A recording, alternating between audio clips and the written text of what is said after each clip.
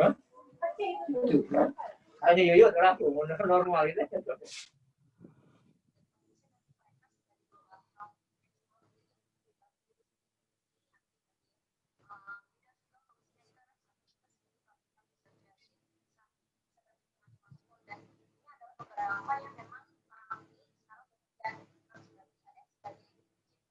Yang tadi ya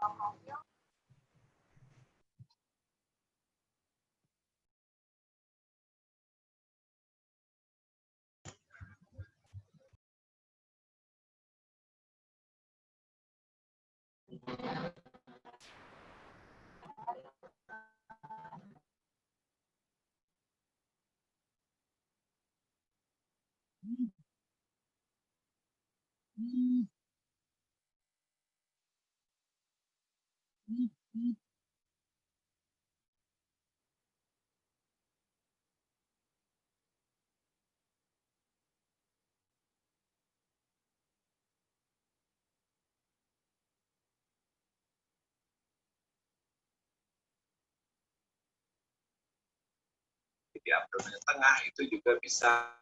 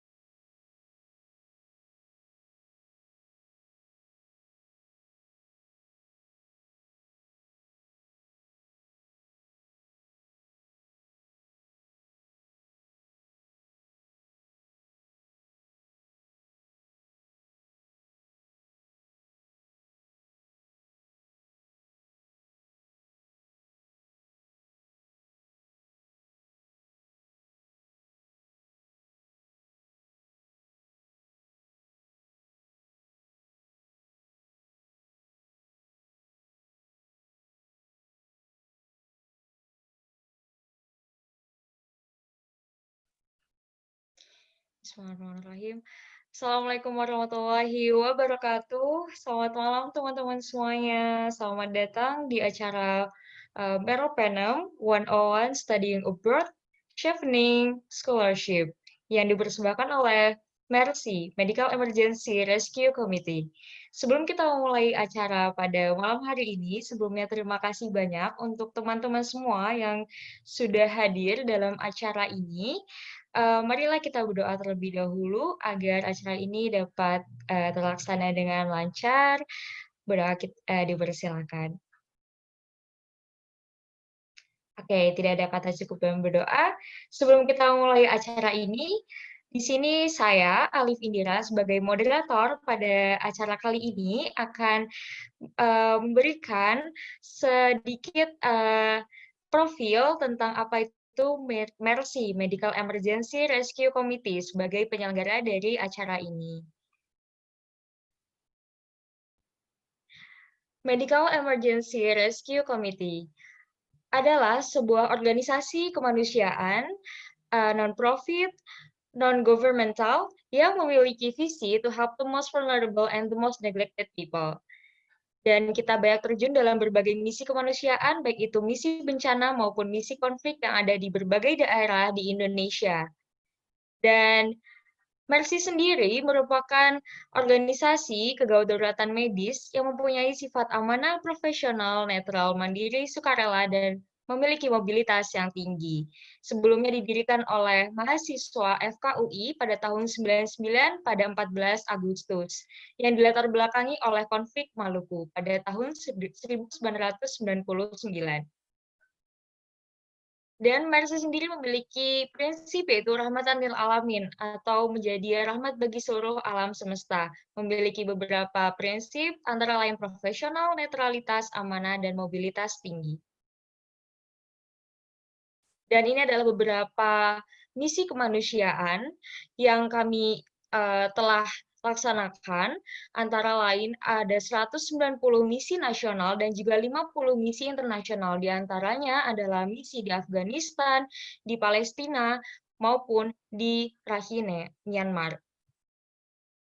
Dan salah satu produk terbesar Mercy yang telah kami berhasil buktikan kepada dunia adalah dirikannya Rumah Sakit Indonesia di Gaza, Palestina, yang diinisiasi pada tahun 2009 dan akhirnya dapat berdiri pada tahun 2011. Dan kemudian hingga saat ini terus dibangun untuk menjadi tahap keduanya yang akan menjadi 4 lantai. Selain itu, kami juga berhasil mendirikan Rumah Sakit Indonesia yang ada di Myanmar, Rakhine State. Ini adalah beberapa dokumentasi perjalanan Mercy. Selain melaksanakan misi di luar negeri, Mercy juga aktif melaksanakan misi konflik dan perdamaian di dalam negeri. Salah satunya adalah humanitarian politics.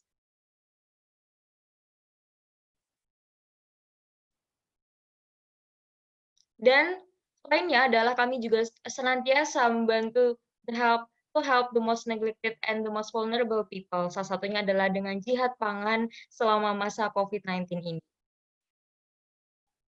Ya, itu adalah sedikit profil singkat dari Mercy Indonesia. Dan kali ini Mercy Indonesia melalui salah satu cabangnya di Yogyakarta melaksanakan sebuah rangkaian webinar series dengan topik scholarship yang sebelumnya adalah topik scholarship di Australia dan sekarang adalah Chevening. Dan siapakah pembicara pada hari ini? Tentunya teman-teman sudah tidak sabar lagi untuk menanti. Kami akan membacakan CV-nya terlebih dahulu.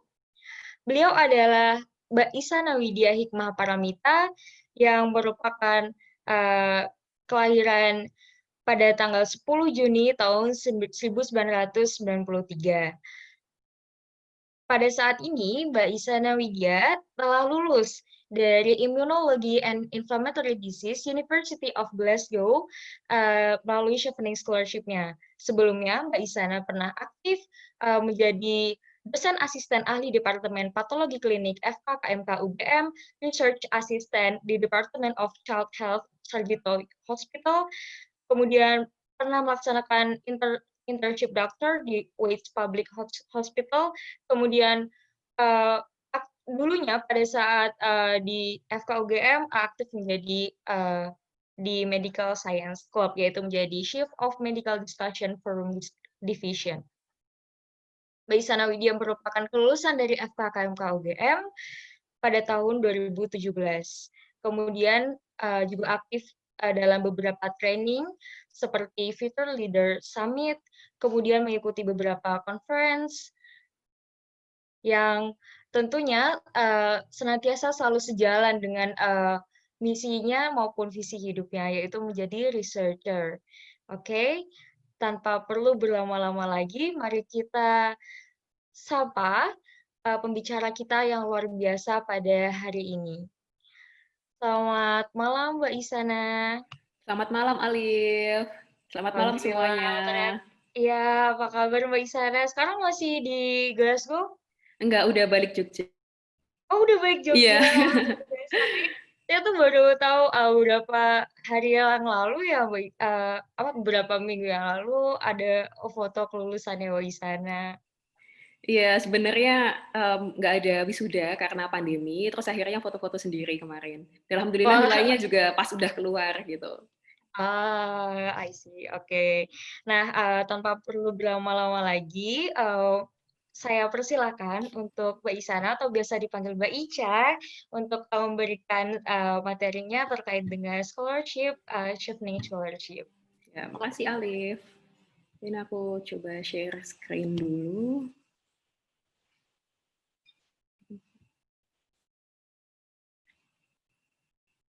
Alif, aku punya aku ya, karena ada ini udah yang terbaru. Ya. Oke. Ya udah. Oke, assalamualaikum warahmatullahi wabarakatuh. Selamat malam teman-teman semua. Semoga teman-teman dalam keadaan sehat walafiat. Dan terima kasih buat Mercy yang udah memberikan kesempatan bagi saya buat sharing terkait pengalaman mendapatkan beasiswa Chevening. Dan harapannya sharing pengalaman ini bisa berguna untuk teman-teman yang lagi berjuang mendapatkan beasiswa untuk studi lanjut. Sebagai disclaimer, ini bukan merupakan official dari Chevening, ini hanya merupakan pengalaman pribadi dari saya gitu, dan juga pengalaman dari teman-teman Chevening lainnya yang coba saya sampaikan. Oke, next. Nah, di kesempatan kali ini saya akan membicarakan 5 hal. Yang pertama tentang apa sih beasiswa Chevening gitu. Terus kenapa saya memilih Chevening, kenapa saya memilih Glasgow, terus pengalaman saya dalam mendapatkan kesempatan untuk studi lanjut, terus juga tips personal dari saya.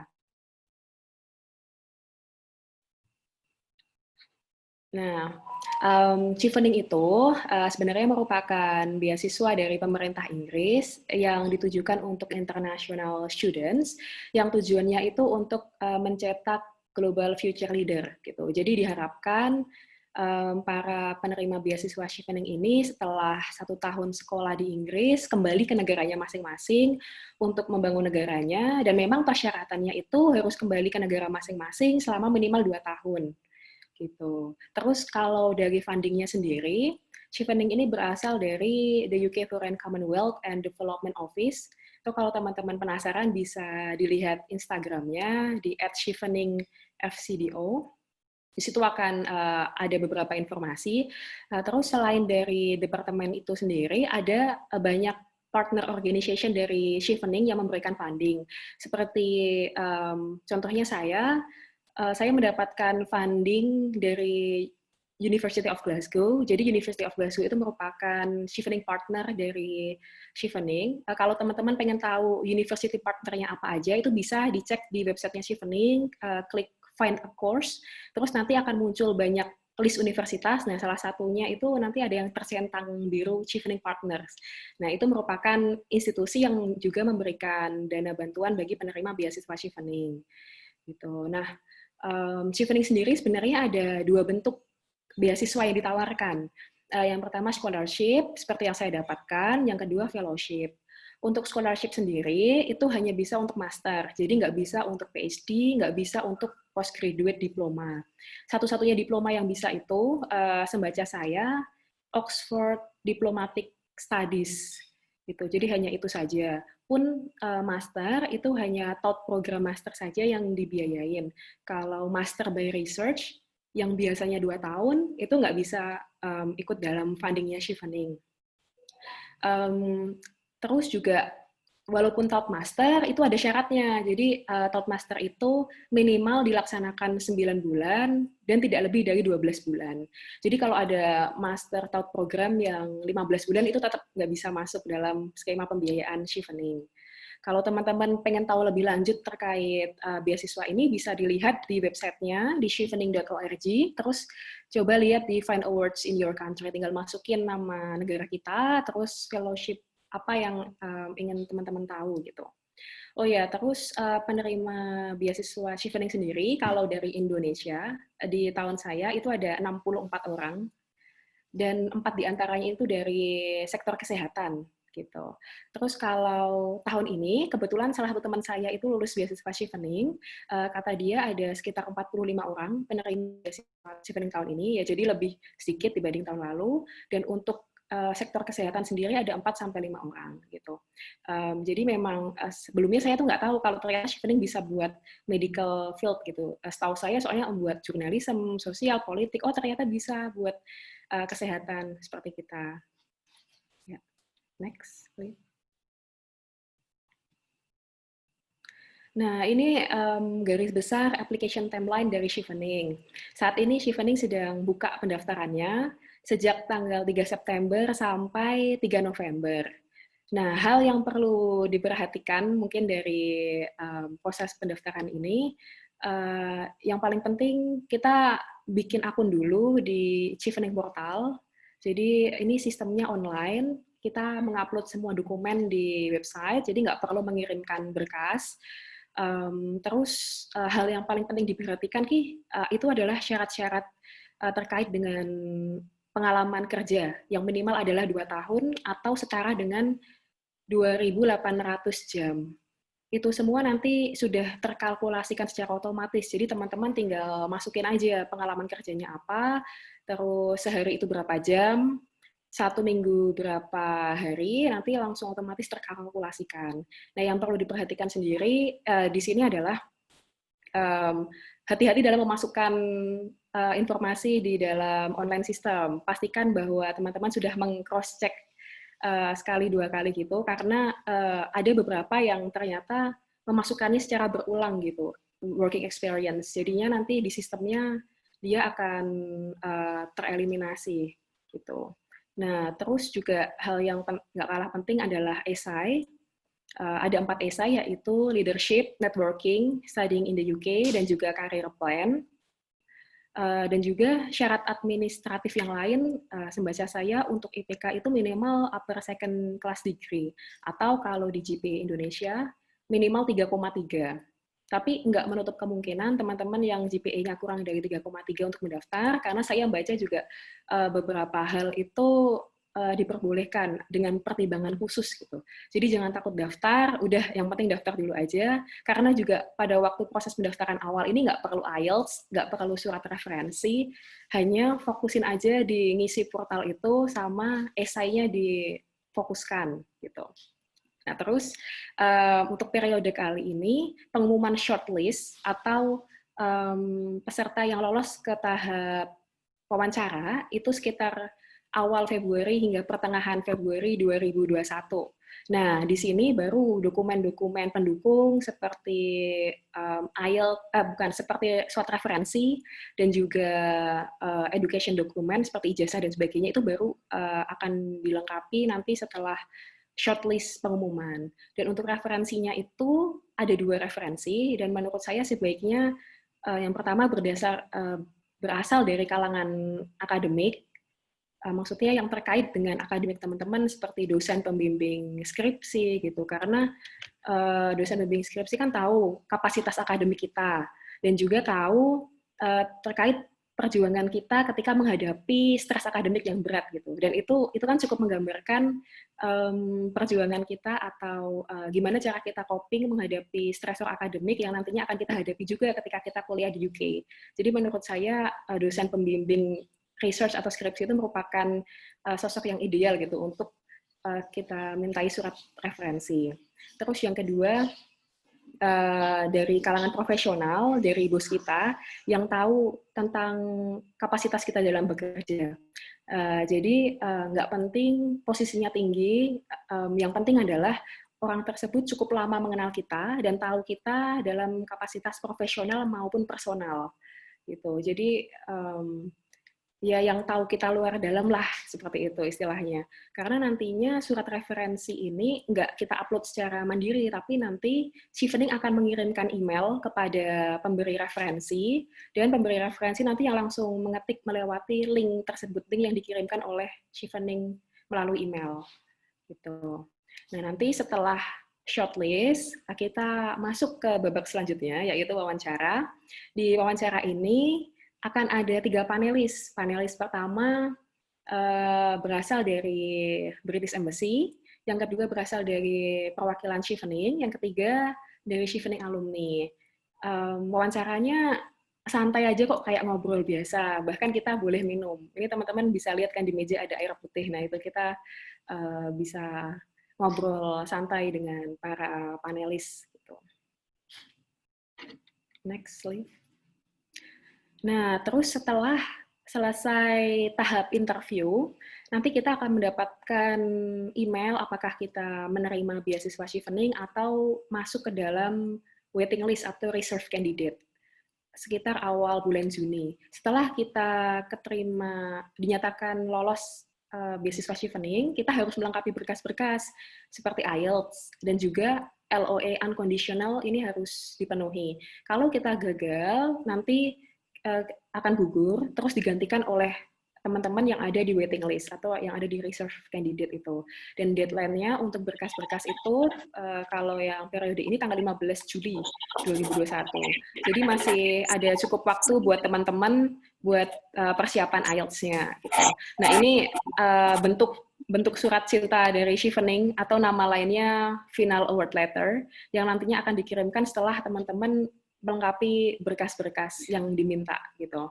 Terus setelah itu keberangkatan sekitar bulan September atau Oktober, dan nantinya di UK sendiri akan ada yang namanya Chevening Orientation. Tapi karena pandemi kemungkinan sih akan dilakukan secara online gitu. Dan karena pandemi ini juga beberapa perkuliahan di UK itu mundur, yang awalnya September mungkin jadi November, Desember, atau mungkin Januari. Ini sangat tergantung dengan kondisi ke depannya pandemi ini gimana. Next, please. Nah, terus ini adalah alasan kenapa saya memilih beasiswa Chevening. Yang pertama karena saya pengen kuliah di UK, karena Chevening ini kan beasiswa dari pemerintah Inggris. Pastinya tuan rumah kalau misalkan ada masalah apa-apa gampang gitu komunikasinya, karena itu kan yang menyediakan tuan rumah gitu. Dan ternyata benar kan, selama saya studi itu ada pandemi, dan alhamdulillah selama pandemi dan lockdown itu Chevening sangat suportif. Ada suatu divisi khusus yang namanya kayak Chevening Wellbeing. Di situ kita bisa konsultasi terkait dengan masalah-masalah yang kita hadapi. Nggak cuma tentang akademik, tapi mungkin kalau kita ada masalah terkait adaptasi atau masalah personal lainnya, kita bisa konsul ke bagian tersebut gitu. Dan juga saya suka UK karena di situ budayanya beragam gitu, jadi nggak cuman orang Inggris aja yang tinggal di situ, tapi juga banyak imigran dari Pakistan, India, Bangladesh, terus dari negara-negara Arab lainnya, dan itu tentunya menjadikan makanan di UK itu banyak variasinya. Jadi kalau misalkan bosen atau homesick, itu gampang nyari obatnya karena Chinese restoran juga banyak di situ, atau Malaysian restoran juga banyak gitu. Jadi untuk coping homesick-nya tuh lebih gampang. Selain itu, saya juga penasaran sama sistem pendidikan di Inggris. Kok bisa ya cuma setahun master, terus katanya high academic demanding. Terus saya penasaran aja gimana cara UK education system ini memanage paket pendidikan mereka gitu. Nah, terus yang ketiga, saya pengen meningkatkan kualitas bahasa Inggris ya, karena UK itu kan English speaking country, jadi harapannya sih bahasa Inggris saya juga berkembang gitu. Nah, selain itu, kenapa saya milih Chevening? Karena networking-nya. Chevening ini emang terkenal banget sama networking-nya. Jadi misalkan kalau, kan nggak cuma dari Indonesia aja, tapi dari seluruh dunia ya penerima Chevening. Jadi kalau misalkan di UK kita ketemu dengan penerima beasiswa Chevening lainnya, misalkan kita kayak kenalan, aku Chevening, terus ternyata dia juga Chevening, itu kayak nyambungnya cepet gitu. Jadi kayak bertukar informasinya itu banyak banget. Jadi saya belajar banyak hal, nggak hanya di area medis, tapi juga terkait ekonomi, politik, atau isu-isu global yang terkini. Itu saya banyak belajar dari mereka. Gitu. Dan juga Chevening alumni, ini terkenal apa ya, bagus gitu networking-nya. Salah satu Chevening alumni di Indonesia itu Bapak Tito Karnavian, Mendagri yang menjabat sekarang ini, itu adalah penerima beasiswa Chevening, dan juga Chevening alumni ini ada yang namanya platform khusus bernama Chevening Connect. Di situ adalah platform kita untuk bertukar informasi setelah kita lulus dari UK. Nah, di situ terkadang ada banyak informasi yang hanya di-share di grup itu saja. Jadi menurut saya informasi yang terbatas itu yang sangat berharga karena bisa terkait scholarship, terkait pekerjaan atau proyek itu di-share di platform itu semua. Terus juga Chevening ini tiap bulannya ada yang namanya Chevening Events yang diselenggarakan khusus untuk penerima beasiswa Chevening, seperti volunteering, workshop, terus conference, itu mereka mengadakannya setiap bulan. Kalau sebelum pandemi biasanya sih diselenggarakan di banyak kota, di beberapa kota di UK, tapi karena pandemi semuanya berubah jadi online. Tapi itu tetap juga sangat bermanfaat gitu.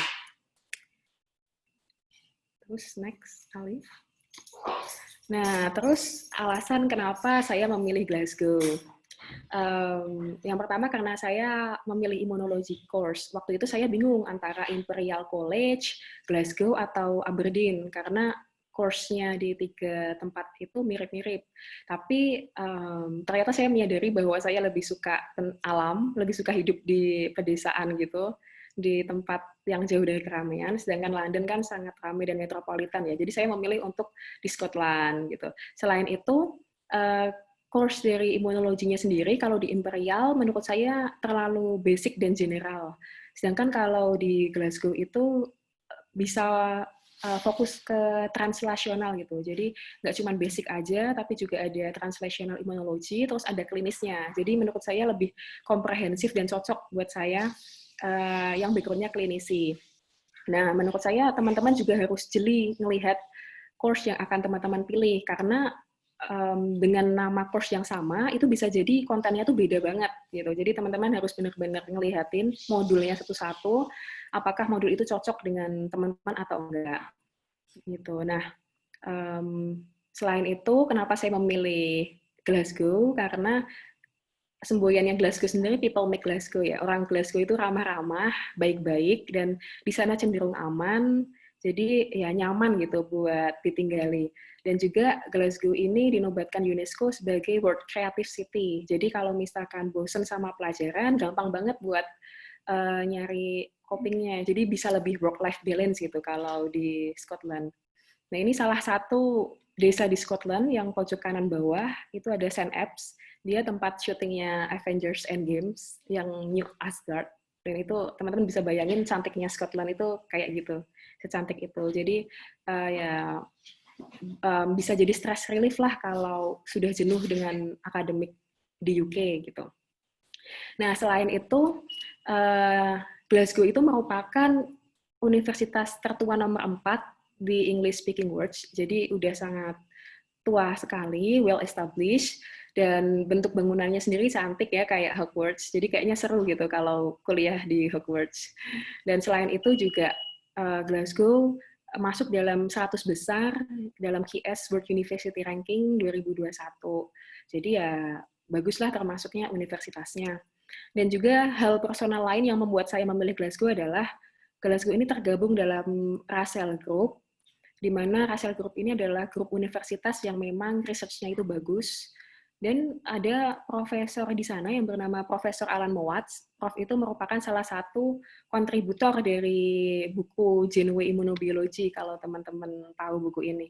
Dan fokusnya adalah imunologi mukosa. Sedangkan saya senang banget tentang mukosa imunologi gitu, terutama gut microbiome, interaksi antara gut-brain axis, nah kayak gitu. Makanya itu sebenarnya menjadi pertimbangan pertama saya kenapa saya memilih Glasgow, karena ada Prof. Alan Mowatz di sana. Nah, terus juga course ini juga terintegrasi dengan British Immunology Congress, jadi kita sudah satu paket gitu, jadi akan ada semacam studi tour gitu yang sudah termanajemen oleh jurusan, di mana kita gratis ikut kongres itu, termasuk akomodasi, penginapan, semuanya gratis. Jadi menurut saya worthy gitu kalau saya memilih University of Glasgow sebagai tempat saya untuk menimba ilmu di Immunology and Inflammatory Disease. Gitu. Next, please. Nah, terus ini pengalaman personal saya dalam studi lanjut dalam mengejar studi lanjut ya. Sebenarnya ini agak menarik karena saya itu nggak sengaja daftar beasiswa Chevening, karena sebelumnya saya itu pengen master di Maastricht University di Belanda, karena saya sudah punya pengalaman pernah fellowship di sana dan saya merasa cocok dengan atmosfernya Belanda, tapi ternyata IELTS saya waktu itu tidak mencukupi, jadi belum bisa mendaftar beasiswa Studnet waktu itu. Akhirnya saya coba mencari kesempatan lain, dan sebenarnya saya waktu itu sempat ditawari oleh Prof di Jepang untuk langsung lanjut PhD, tapi pikir saya sepertinya saya kurang siap gitu kalau langsung PhD. Saya pengen explore lebih lanjut lagi mengenai critical thinking, systematic analysis gitu. Dan juga saya pengen memperkaya pengalaman saya di bidang non-medis, seperti update tentang teknologi, terus isu-isu kemanusiaan yang sekarang sedang banyak dibahas. Nah, saya pengen banyak memperkaya ilmu terkait hal tersebut gitu. Jadi ilmu di luar medis. Jadi saya memutuskan untuk ya udah deh ambil master degree dulu. Nah, terus setelah itu saya coba mempersiapkan IELTS sampai target. Kalau Chevening ini mempersyaratkan minimal 6,5 ya untuk overall, masing-masing band minimal 5,5. Tapi nggak cuma IELTS aja, TOEFL IBT bisa, dan kalau nggak salah PTE juga bisa juga. Nah, waktu itu sih saya mendaftar beasiswa Chevening nggak nge-planning, karena saya tuh niatnya cuma pengen mengaplikasikan ilmu yang saya dapatkan dari les IELTS terkait dengan academic writing gitu. Jadi saya mikirnya ya udah deh coba bikin esai Chevening sambil belajar nulis IELTS gitu. Nah, oleh karena itu kenapa saya bikin IELTS bikin esai Chevening itu cuman dalam waktu 5 hari. Karena pada waktu itu H-1 sebelum deadline saya baru mulai bikin esai, terus ternyata tidak cukup waktunya, dan alhamdulillahnya waktu itu karena ada technical error, deadline-nya diundur jadi 5-10 hari atau 7 hari kemudian gitu. Dan akhirnya itu waktu itu kesempatan itu saya gunakan gitu untuk ngebut esai, dan niatnya sih saya pengen proofreading ke beberapa teman saya, tapi karena waktunya mepet, akhirnya yaudah saya submit aja, toh nothing tulus, saya juga niatnya cuma pengen latihan nulis doang gitu. Dan ternyata alhamdulillahnya keterima gitu. Dan setelah saya dinyatakan dinyatakan lulus esai, saya juga keterima kerja di clinical pathology. Nah, ini jadi masalah baru waktu itu, karena esai yang saya tulis itu terkait dengan public health and nutrition, karena kan background saya kerja sebagai asisten di bagian anak, khususnya nutrisi gitu. Nah, ternyata saya keterima kerja di clinical pathology. Kalau saya lanjutkan ngambil public health, itu kayak nggak nyambung gitu. Akhirnya saya memutuskan untuk mengambil imunologi karena memang saya suka imunologi. Terus Chevening ini memberikan kesempatan kepada peserta untuk mengganti course option-nya pada waktu interview dengan justifikasi yang kuat gitu. Tapi momen ini tuh sangat sangat sangat mendebarkan, sangat langka gitu. Nggak semuanya bisa diubah pada waktu interview kalau misalkan justifikasinya kurang kuat. Jadi sebaiknya buat teman-teman benar-benar course option-nya ini diperhatikan, terus semua essay future plan-nya juga benar-benar direncanakan dengan baik sebelum submit, sehingga pas interview nanti diusahakan jangan mengubah apapun lagi. Karena interview ini tujuannya untuk memvalidasi dari esai yang kita tulis gitu. Jadi kalau ada perubahan itu agak susah sebenarnya justifikasinya. Ya, lanjut please. Nah, terus ini adalah common errors yang biasanya dilakukan oleh para aplikan. Ini saya dapatkan dari pengalaman teman-teman yang lain dan juga dari websitenya Chevening. Yang pertama adalah terkait dengan technical error. Jadi pastikan banget ketika teman-teman mengisi aplikasi online itu bebas dari error, spelling error maupun pengisian. Jadi pastikan semuanya terisi, pastikan semuanya terisi dengan baik, nggak ada yang berulang gitu. Jadi tidak ada error di sana. Terus yang kedua adalah wording. Jadi esai Chevening itu kan minimal 100 kata hingga 500 kata. Nah, kalau misalkan terlalu sedikit atau terlalu banyak, itu sepertinya sih otomatis dieliminasi.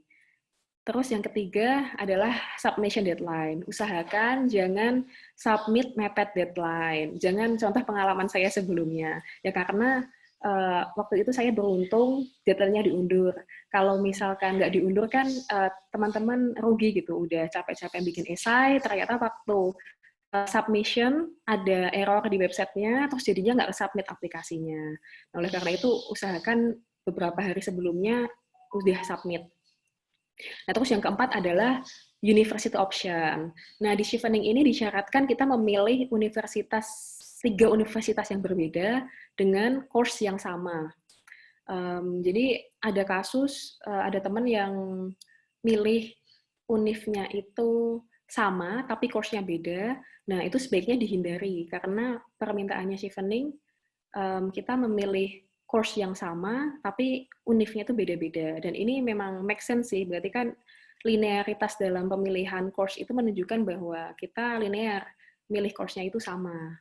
Gitu. Terus, yang terakhir itu pertanyaannya tidak terjawab dengan baik, gitu. Bahkan ada beberapa yang ternyata tidak menjawab pertanyaan. Nah, ini akan saya jelaskan di selanjutnya. Next. Nah, ini untuk tipsnya sendiri. Ini maaf agak kegeser ya tulisannya. Saya membagi jadi esai sama interview. Di esai sendiri kan karena cuma 500 kata maksimalnya, jadi kita harus nulis yang singkat, padat, dan jelas gitu. Jangan berulang. Dan enaknya lagi, biar flow-nya lebih enak, sebaiknya kita nulis introduction dulu, itu sekitar 20%, terus habis itu nulis body paragrafnya sekitar 70%, habis itu jangan lupa untuk memberi kesimpulan 10% lah dari total teks itu yang konsis. Jadi kesimpulan ini kalau bisa padat, impresif, tapi jangan terlalu lebay gitu. Ya, yang pas aja. Dan sebaiknya sih dihubungkan dengan Chevening community gitu. Nah, terus ini salah satu bentuk pertanyaan dari Chevening ya, yang di bagian networking questions-nya. Chevening is looking for individuals with strong networking skill. Jadi di sini Chevening itu mengekspektasikan bahwa kita memiliki kemampuan networking yang baik, terus juga kita bisa engage dengan Chevening community, dan juga berperan dalam profesi kita gitu. Terus pertanyaannya di sini tuh explain how. Nah, ini yang banyak missing-nya tuh di sini, karena saya kan beberapa mereview esai dari, membantu teman-teman untuk mereview esai mereka, itu rata-rata hanya menyebutkan kayak pernah mengikuti ini, pernah mengikuti conference A, terus pernah mengikuti kegiatan B. Jadi mereka hanya mention saja event-event yang pernah dijalankan tanpa menjelaskan bagaimananya gitu, bagaimana, dan menggunakan contoh yang tepat, jelas, serta menyambungkannya dengan future need gitu. Jadi networking ini nggak cuman kita bangun pada saat sekarang, tapi juga ternyata networking-nya harusnya bisa digunakan untuk kepentingan di masa depan gitu. Nah, sebenarnya dalam menjelaskan di esai networking itu, teman-teman nggak perlu banyak-banyak menyebutkan contoh, yang penting 1 atau 2 aja nggak apa-apa, yang penting jelas. Dan ini tips pemilihan contohnya, yaitu pakai true. Yang penting truth, yang penting jujur, karena kalau misalkan nggak jujur nanti akan ketahuan ketika interview, terus relevan, terus unik. Jadi jangan takut untuk menjadi beda, karena bisa jadi keunikan atau perbedaan itu yang dicari oleh panelis gitu. Dan kalaupun kita ada kelemahan, disebutin aja, karena justru beasiswa inilah yang akan membantu kita dalam menutupi kekurangan kita gitu, dan membantu kita untuk mengimprove kita lebih baik di masa depan gitu. Nah, terus untuk cara penulisan contohnya sendiri itu bisa pakai metode STAR. Metode ini cukup direkomendasikan ya oleh Chevening, dan saya dapat ini juga dari websitenya Chevening. STAR itu situation, task, action, dan result. Jadi kita sebutkan situasinya seperti apa. Misalkan dalam hal ini, situasinya pada waktu itu kita mengikuti konferensinya internasional, dihadiri oleh misalkan 1.000 partisipan, dan waktu itu pembicaranya adalah profesor dari mancanegara seperti itu. Jadi situation ini kita menggambarkan gitu seberapa besar events atau keadaan yang saat itu kita alami. Ini tujuannya untuk membuat pembaca esai atau tim penilai itu memahami seberapa penting sih events yang kita datangi, seberapa besar events yang kita hadiri waktu itu gitu. Terus tasnya misalkan pada waktu itu menjadi passive participants atau tidak mempresentasikan penelitian apapun, jadi hanya sebagai attendee saja. Terus setelah itu aksi. Nah, walaupun pada waktu itu hanya sebagai seorang attendee, tapi kita menjadi attendee yang aktif pada waktu sesi tanya jawab dan audiensi, kita aktif bertanya kepada profesornya. Nah, terus hasilnya apa? Jadi setelah kita bertanya dengan profesornya di luar sesi, kita jadi bisa menyapa profnya, kemudian bisa melanjutkan diskusi itu, dan sebagai hasilnya kita bisa networking gitu dengan prof itu. Dan ini teman-teman tadi kan menjelaskan bagaimana teman-teman membangun networking. Tadi yang contoh yang saya sebutkan bagaimana membangun networking dengan profesor tersebut gitu. Nah, terus yang perlu dijelaskan lain tuh bagaimana cara kita mempertahankan networking dengan prof tersebut. Misal dengan cara mengikuti LinkedIn-nya, atau mungkin meminta email profesor kalau di masa mendatang akan kontak dengan profesornya lagi, atau mungkin bisa mengikuti Facebook-nya profesor atau follow Twitter-nya profesornya. Nah, itu disebutkan juga kayak bagaimana kita memaintain networking tersebut. Nah, terus yang nggak kalah penting lagi adalah bagaimana cara kita memanfaatkan networking tersebut untuk membantu orang lain atau untuk mengembangkan karir kita ke depannya. Misal, suatu saat kita ditunjuk sebagai penyelenggara seminar, terus karena kita memiliki networking yang baik dengan profesornya, kita jadi mudah untuk menginvite atau mengundang profesor tersebut menjadi pembicara di seminar kita. Dan itu kan kita membantu panitia juga untuk menyelenggarakan event tersebut gitu. Atau bisa juga waktu si profesornya membutuhkan mahasiswa atau membutuhkan orang untuk mengambil data di negara kita bisa aktif gitu untuk membantu prof tersebut dan berkolaborasi dengan prof tersebut untuk kepentingan research beliau.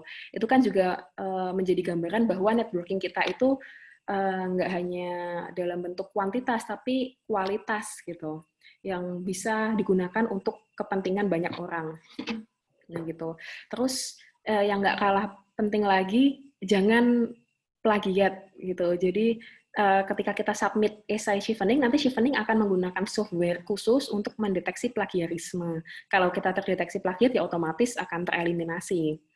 Terus setelah itu juga jangan lupa untuk proofreading ke beberapa orang, ya paling nggak 2-3 teman, yang ada di luar bidang kita.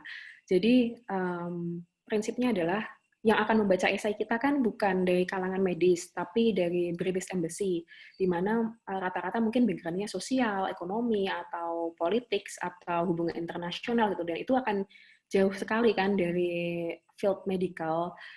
Oleh karena itu, feedback dari teman-teman di luar medis itu akan sangat membantu kita untuk mengenali bagian mana sih dari esai kita yang masih belum jelas, yang masih menggunakan istilah medis sehingga itu perlu dielaborasikan lebih lanjut gitu. Jadi kalau bisa sih diselesaikan esainya sesegera mungkin, terus mengespare waktu supaya bisa di-review dan di-feedback oleh teman-teman kita gitu. Terus setelah itu tahap interview, ini yang penting kita menjadi diri kita sendiri, be original, terus juga dinikmatin aja proses interviewnya, karena interview ini hanya untuk mengkonfirmasi atau memvalidasi dari apa yang kita katakan di esai, gitu. Nah, gimana sih caranya biar kita nyaman waktu interview dan nggak lupa ketika interview, gitu. Perbanyak mock interview. Jadi waktu itu saya lebih dari 10 kali latihan interview, supaya saya bisa lebih enjoy ketika ngobrol dengan para panelis. Karena pada saat proses interview sendiri itu nggak tegang kok, banyak ketawa-ketawanya, bahkan banyak ngobrolin hal di luar non-akademik, kayak misalkan saya cerita ketika di UK pengen jalan-jalan kemana aja, terus cerita juga terkait dengan kenapa saya memilih Glasgow, karena kampusnya seperti Hogwarts gitu, jadi kayak mimpi masa kecil ya gitu-gitulah. Untuk interviewnya sih sebenarnya santai aja, yang penting kita jujur dan bisa menjawab pertanyaan secara relevan gitu. Next lagi. Ya ini slide terakhir ya. Kalau misalkan ada pertanyaan silahkan. Pesan saya sih yang penting dinikmatin aja prosesnya, karena tugas kita itu cuman memberikan yang terbaik gitu, memberikan usaha kita yang terbaik, untuk hasilnya nanti dipasrahin aja sama yang di atas, karena dalam proses itu kalaupun hasilnya gagal, kita pasti dapat suatu nilai tambah kok untuk diri kita, kayak mungkin cara kita menulis bisa improve, dan itu nanti bisa digunakan untuk kesempatan berikutnya gitu. Terus juga jangan lupa untuk bikin banyak plan, jadi nggak cuma satu aja, plan A, B, C. Jadi kalau misalkan gagal plan A, kita masih punya plan B, dan itu penting banget, karena kalau misalkan kita nggak ada plan, nanti kita akan jatuh dan give up gitu. Tapi ketika kita ada banyak plan, ya kalau nggak ada A, kita masih ada kesempatan B, jadi lebih gampang gitu untuk bangkitnya. Dan yang nggak kalah penting, minta doa restu sama orang tua, karena entah kenapa kalau ada restu orang tua tuh hal yang nggak mungkin jadi mungkin gitu, banyak keajaiban-keajaiban yang terjadi gitu. Nah, cukup sekian saja dari saya. Jangan lupa penutupan Chevening tanggal 3 November 2020. Nanti kalau misalkan teman-teman butuh bantuan buat review esai, nanti bisa menghubungi saya. Oke, terima kasih.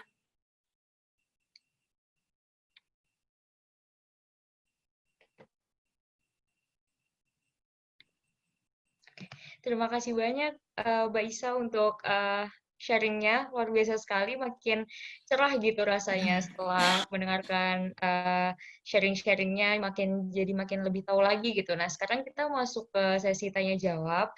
Di sini sudah ada banyak sekali sebenarnya pertanyaan. Kita coba bahas satu-satu ya Mbak Isa. Semoga bisa terjawab semuanya teman-teman.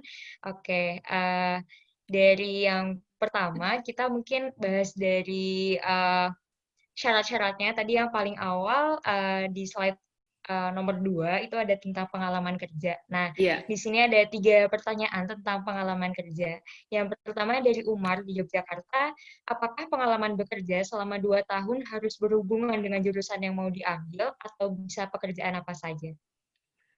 Sebenarnya bisa pekerjaan apa saja. Waktu itu sih saya memasukkan internship dan juga pekerjaan part-time saya selama S1 sebagai asisten laboratorium gitu. Jadi di Chevening nggak mensyaratkan pekerjaannya harus linear atau enggak. Bahkan saya memasukkan waktu itu pekerjaan sebagai LO, waktu ada Olimpiade Fisika di Yogyakarta itu saya juga memasukkan, dan itu fine-fine aja. Asalkan sesuai dengan, asalkan memenuhi 2.800 jam itu. Oke, oke. Oh iya, berarti termasuk ini akhirnya menjawab ya pertanyaan nomor 2 dari Selma di UGM, bahwa kerja 2 tahun ini tuh bisa untuk pada saat menjadi profesi pendidikan dokter, kemudian e-shift, dan juga asisten penelitian ya, Mbak? Iya, iya bisa apa aja. Setahu saya asalkan itu bukan volunteer dan pekerjaannya cukup formal, cukup ofisial itu bisa gitu. Oke, oke. Ya. Siap. Nah, kita lanjut ke bagian yang kedua tentang pilihan universitas yang masuk ketika mendaftar nanti. Dari pertanyaan yang pertama, eee, apakah dari Vira di Aceh, apakah program dan universitas yang dipilih harus mutlak institusi yang menjadi chevening partner? Nggak harus. Nanti kan coba buka di Find a Course, di situ ada beberapa universitas yang merupakan chevening partner dan chevening non-partner. Semuanya bisa kita pilih di situ, asalkan course-nya ada di pilihan website itu. Nanti kalau misalkan course-nya itu nggak ada di situ, tapi kita yakin bahwa itu memenuhi persyaratan chevening, misalkan TAUT program durasinya 9 bulan sampai 12 bulan, itu nanti kita bisa email langsung ke chevening-nya bahwa ada missing course gitu. Kok ada course yang sepertinya memenuhi tapi kok nggak ada di pilihan itu. Nanti kita bisa bertanya langsung ke pihak chevening-nya. Karena memang course-nya itu tiap tahun Oh, beda-beda. Jadi bisa ya. berubah-ubah gitu. Jadi bisa aja ada yang hilang terus muncul lagi gitu. Begitu. Wah, berarti memang sangat terbuka sekali ya chevening ini untuk universitas pilihannya. Tidak Iya, harus yang ada di chevening partner-nya gitu ya, Mbak, ya? iya, sangat Luar terbuka. biasa. Oke, kemudian dari Yosafat di Jakarta bertanya, "Selamat malam, Dok. Ingin bertanya, pada waktu mendaftar ke UOG, apakah dokter menggunakan jasa agen pendidikan atau mengurus semuanya sendiri? Terima kasih, Dok." Saya waktu itu awalnya niatnya pengen pakai agensi, tapi saya pengen nyoba-nyoba sendiri dulu. Terus waktu itu sempat terhambat waktu nyoba sendiri karena respon univnya agak lama. Tapi habis itu saya berusaha menghubungi agensi, tapi kok reference letter di agensi itu lebih banyak dibandingkan apa yang diminta jurusan saya. Nah, karena saya nggak ada reference letter yang lain, akhirnya ya udah saya mengurus semuanya sendiri gitu. Dan Mmm. setelah saya coba email ke bagian administrasinya, ternyata responnya cepat setelah itu. Gitu. Jadi salah satu tipsnya untuk mencari LOE itu jangan mepet-mepet. Paling enggak bulan Januari udah mulai submit karena ketika mepet itu kan semakin banyak yang apply jadi nanti semakin lama dapatnya. Kalau di UFG sendiri kemarin itu kalau nggak salah 3 minggu saya dapat LOE, tapi kalau di univ lain seperti Manchester teman saya itu sampai 2 bulan prosesnya. Jadi bisa kebayang jangan mepet-mepet lah kalau misalkan nyari LOE gitu. Oh, iya. Oke, berarti ini pas banget ya Mbak, karena nyambung ke bagian selanjutnya tentang LOA. Tadi tipsnya jangan cari LOA mepet-mepet. Kalau Iya. bisa mulai dari Januari ya udah disiapin karena ada kendala teknis dan lain sebagainya.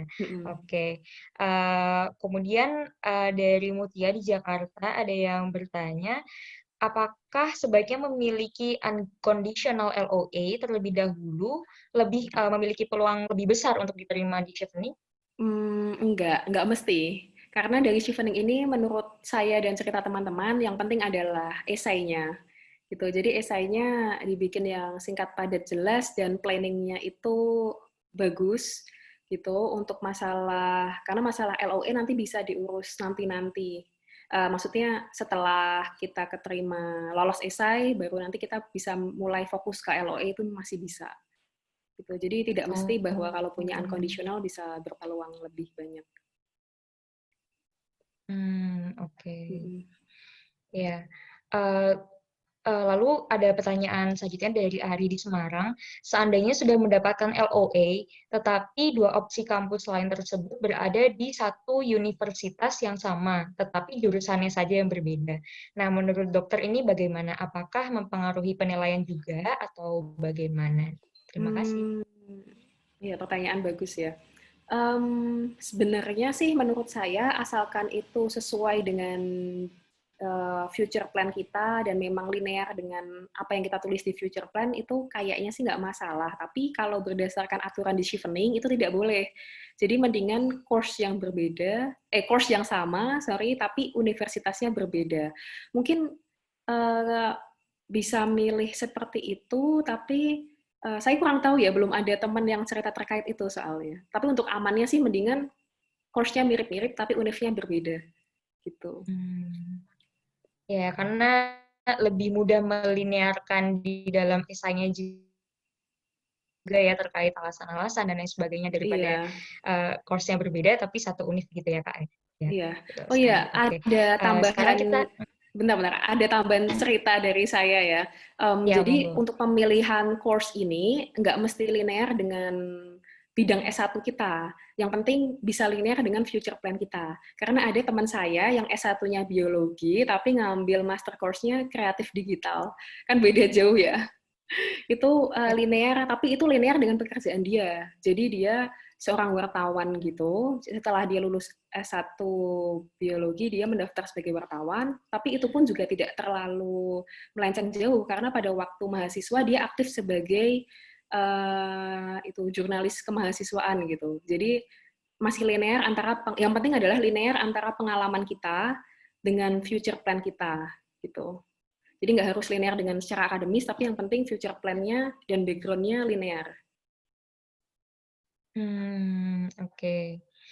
Yang penting linear ya intinya dengan nilainya dan juga intinya alasan apa sih dan juga background pekerjaan yang pernah dijalankan. Oke, kita ke topik esai. Ada pertanyaan dari Satrio Dava MBM, Univ Pertamina. Selamat malam, Mbak. Kesulitan paling sulit dalam membuat esai agar mendapatkan Chevening Scholarship itu apa menurut Mbak Ica? Menurut saya memikirkan tujuan hidup dibawa kemana gitu.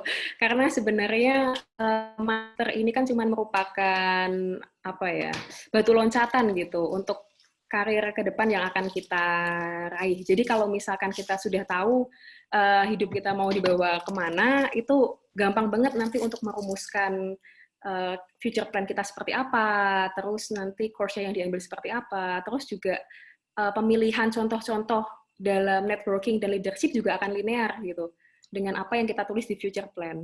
Nah ini sebaiknya, ini saran tambahan juga, jadi walaupun leadership dan networking itu berada pada esai yang berbeda, tapi sebaiknya ada sedikit linearitas di situ yang kita sampaikan, baik secara langsung maupun nggak langsung gitu. Dan juga yang susah lagi adalah menurut saya membuat esai yang sesuai dengan ekspektasi Chevening.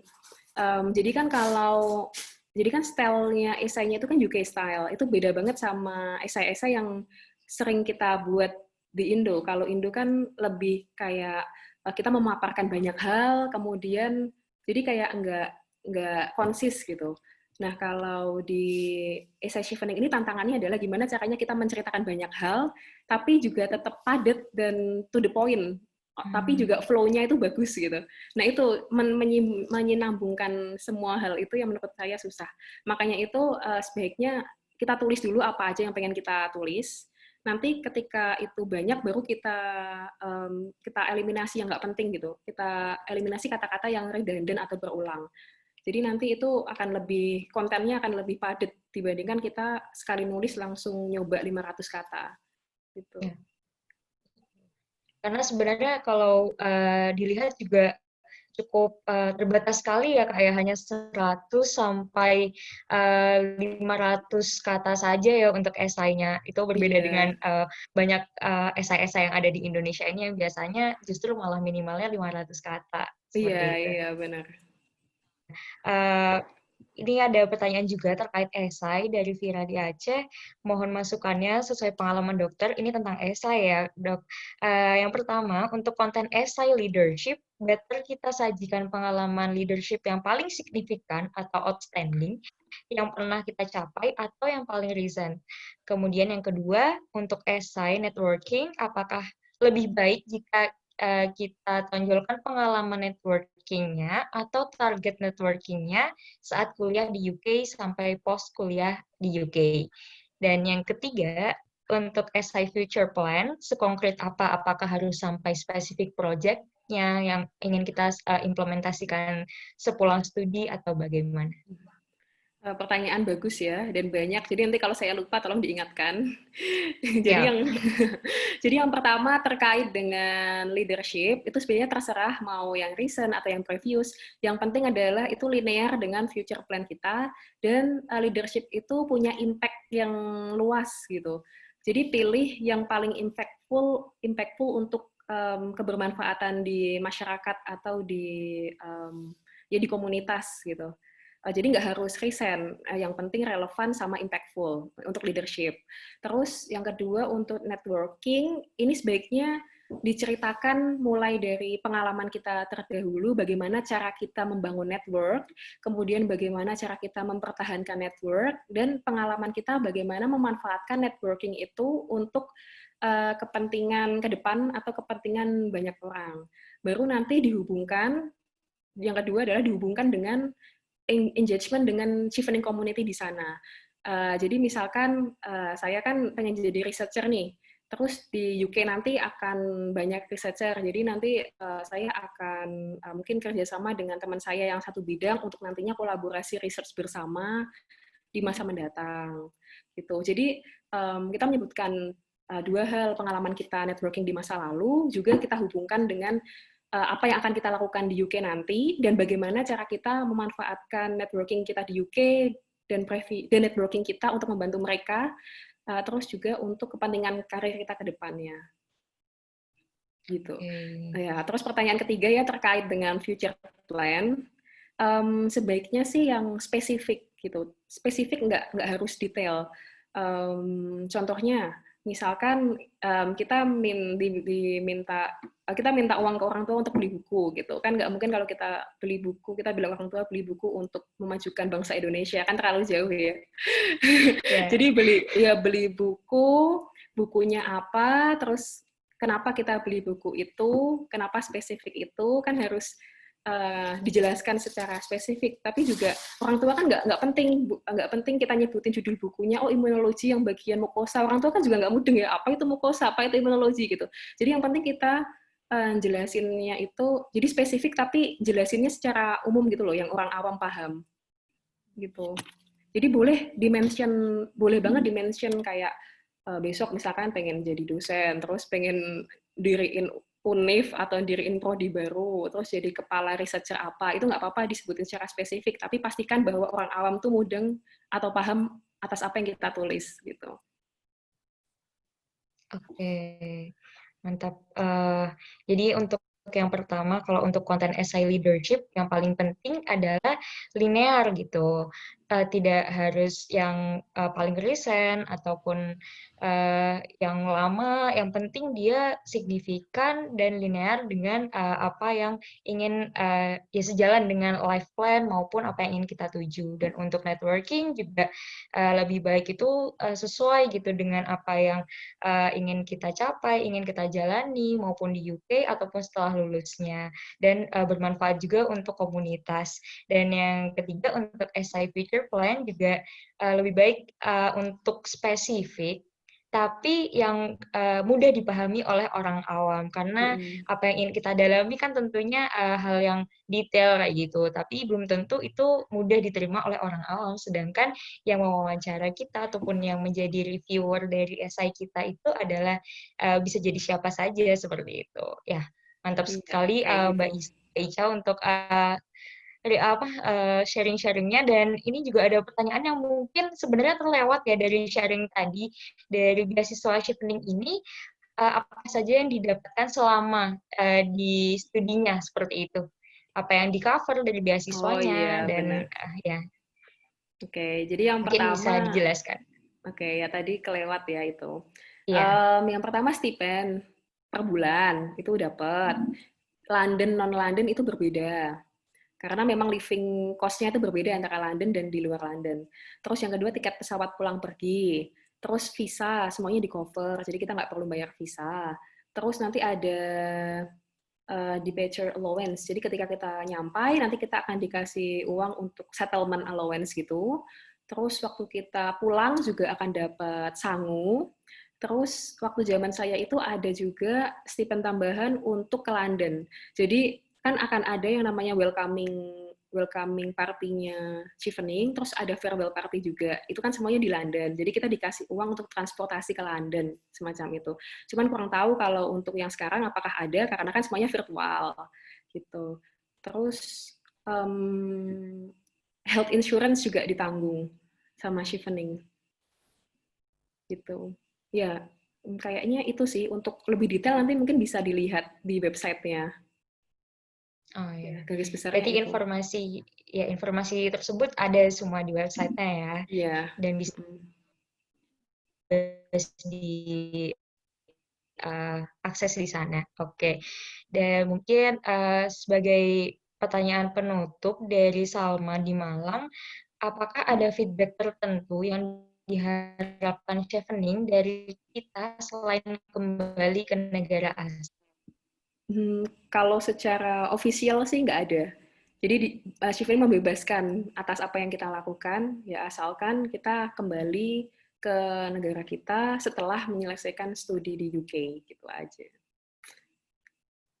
Ya, nggak ada official feedback yang mereka harapkan. Oke, siap. Berarti nggak ada misalkan kayak masa kontrak ataupun ya hal-hal tertentu kayak gitu ya. Yang penting balik ke negara asal dan ya berkarya sesuai dengan life plan yang telah dijalankan, yang telah dituliskan Iya, seperti itu. kayak gitu. Benar. Oke, siap. Terima kasih banyak untuk Mbak Ica atas sharing-sharingnya. Sebagai penutup dari diskusi kita pada malam hari ini, mungkin ada closing statement? Ya, yang penting adalah coba aja, berikan usaha yang terbaik yang kita punya, masalah hasil itu dipikirkan nanti gitu. Yang penting kita udah usaha optimal, kalau memang takdir kita ke situ, yang kita pasti akan dapat, tapi kalau enggak pasti ada hal lain yang lebih baik yang sudah akan kita dapatkan gitu. Terus kalau misalkan nanti pengen bantuan feedback, nanti silahkan menghubungi saya di email yang sudah saya cantumkan di halaman depan gitu. Ya tetap semangat buat teman-teman semua. Ya. Ya, luar biasa sekali Mbak Ica untuk sharing-sharingnya pada malam hari ini. Berarti nanti teman-teman yang sudah mendaftarkan di acara ini bisa mendapatkan